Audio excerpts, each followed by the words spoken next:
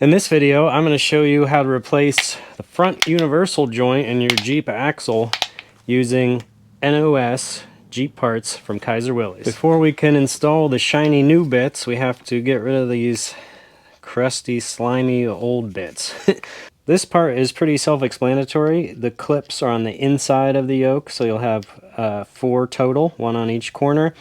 And they're just basic little C-clips, kind of like a half circle. If your U-joint isn't rusty, you should be able to get right behind them with a screwdriver and pop them out. That's what they look like. This is a closed knuckle axle. A lot of people don't like them, but I love them because when you go to do this, unless it's had water in it, these U-joints have been sitting in some type of grease or oil and usually come out quite easy. I usually end up rotating it in the vise a few times, but you could also do this on the bench, but I found the vise helps you kind of hold it in place. You can use a U-joint press. You can put this in a shop press, or if you have a big old vise like this, you can do it this way as well. This is how I've done it forever, and it works just fine. So I have the vise. It's not tight. It's just open enough to hit the outer yoke on the shaft, and I have a brass hammer. All 4 clips are out. And now I'm just going to hit right here, okay? Don't hit anywhere around the cap, because if you ding up the bore that the cap goes through when you go to reinstall, they're not going to slide nice. So you just have to hit it right here a bunch of times and you'll start to see that walk out. I'm using a brass hammer, so don't worry, it's not going to hurt this shaft. And just start hitting right there.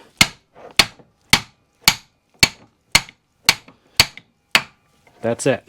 So these closed knuckle axles always come out nice and smooth like that. So now what I'll do, if you don't want to lose all your little needles, flip the axle over and pull it out, and there, I think I got them all. So now, keeping some pressure upward, roll it over, and we'll do the same thing on the other side. So this hammer is probably only like 4 to 6 ounces, I would say. And you can see I'm hitting it right there, and I'm not hitting it very hard, and they come right out. Another trick I do, if you're trying to reuse this or save this for a spare, put some shrink wrap or tape around it, and I'm putting the caps back on, so I'm hitting on the caps. If you're going to throw out the joint, you can leave the caps off and hit right on the inner race of the bearing. But this U-joint is a good spare to keep around. So same exact thing. You can see it moving inside the shrink wrap, and that allows enough travel without tearing it, and it keeps all the caps and needles in place. This is super important to use brass because this is the thrust surface for the brass bushing in the spindle and the bushing surface itself. So I'm using smaller taps on kind of an angle because I don't want to slip and hit that at all. So now it's out, and I can pull off my shrink wrap. Just like that. And if you notice, my caps aren't out far enough for me to get by hand. Ooh, that one is. So I'll pull that one out. Once you get one cap out, you just push it down in the hole like that, and it'll rotate right out. I think over here I have a smaller vise, so I just put the cap in the vise, turn the joint, or turn the shaft, and the cap will pop right out.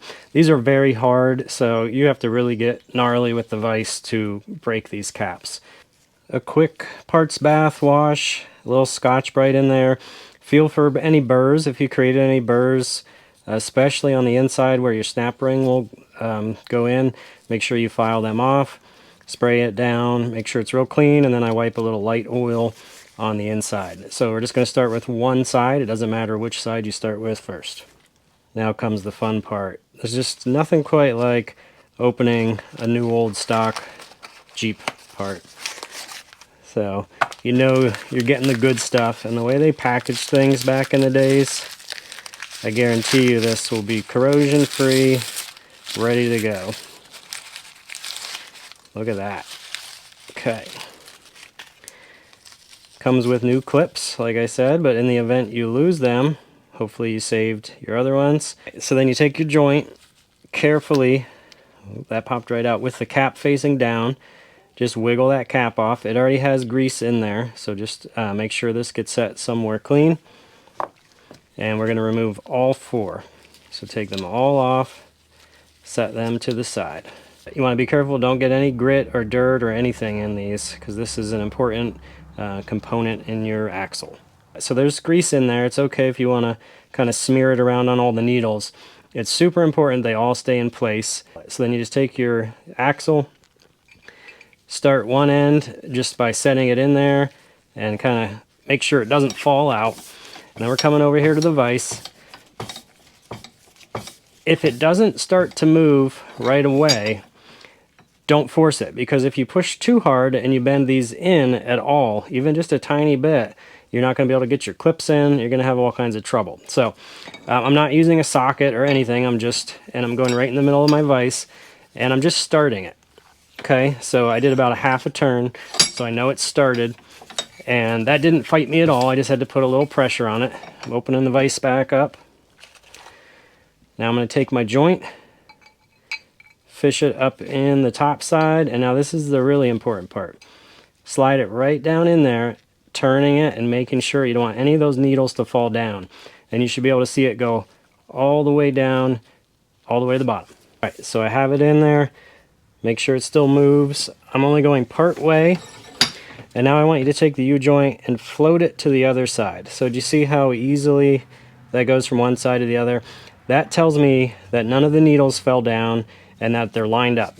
Because if they're like this at all, and you go to push them together, it'll push the needles down. You'll get 1 or 2 needles in the bottom of the cap, and then it won't go. So when you start to close both caps together, or push them together, you need to make sure that both of these bores are in the needles and everything's lined up. So you can see, I mean, that's like 1 finger. That's perfect. So now I know it's in there, and I can just start cranking it.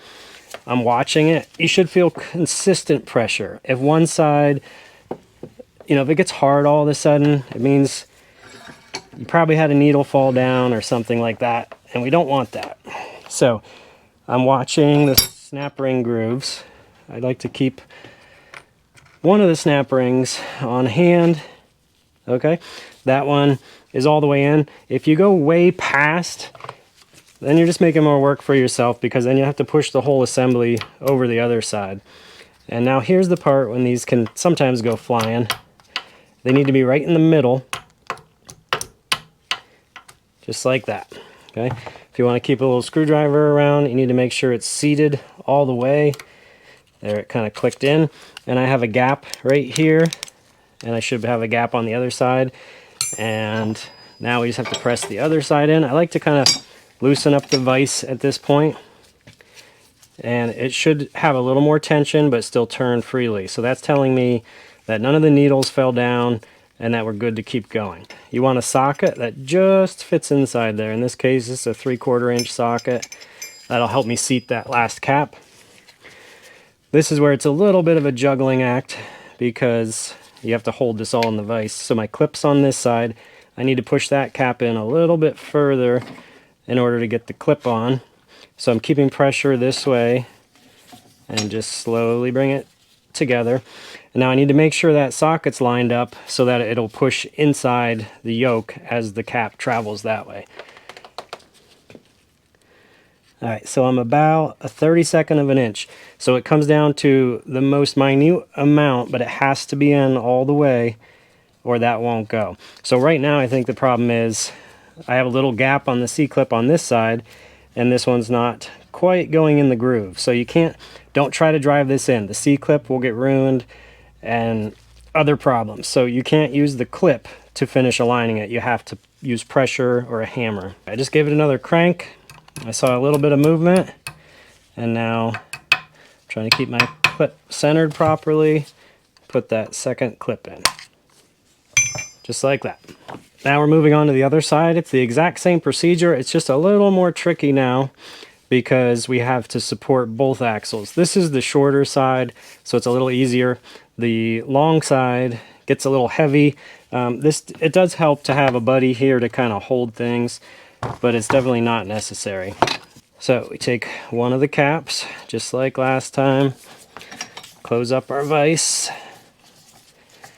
So, and just a word of caution, right here's where people often make the mistake, because I know some people are going to see this and say, oh, you can't squeeze that, because they think you're going to bend this. As long as you're using light pressure, like I'm just using one hand, it started to go together. It's not, it takes more force to bend that than it does to slide that. Now, if you hit this with a hammer, you have a lot of rust, something like that, you might have issues. But right now, that's sliding in loosey-goosey. I'm not going to bend this. So anytime you have to fight it or it feels really hard, stop, check for burrs, see if you have something else going on, but don't force it. Now we're just going to carefully feed this through. So if you can see how that goes, you just start the opposite end through, just enough to clear, and then carefully slide it in. Make sure it goes all the way in, just like the other side, so that we know we didn't have any needles fall down in. And just start your cap like that and put it in the vise. Try to, you don't want to jar it, because that's when you jar it is when the needles will start to dislodge. Okay, and just like last time, we're floating it to make sure that we're in both sides.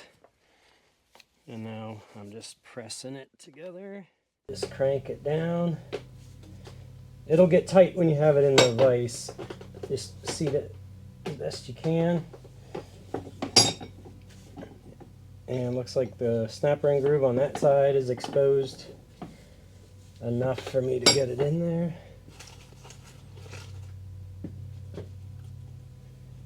Yep. And try not to send it flying across your shop.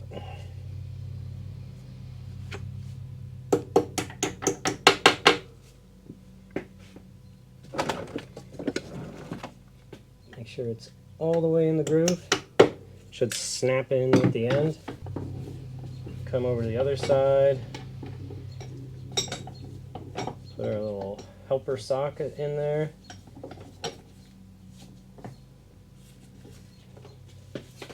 And pinch it enough to get the other snap ring in the groove. Snapped right in. That's a good sign.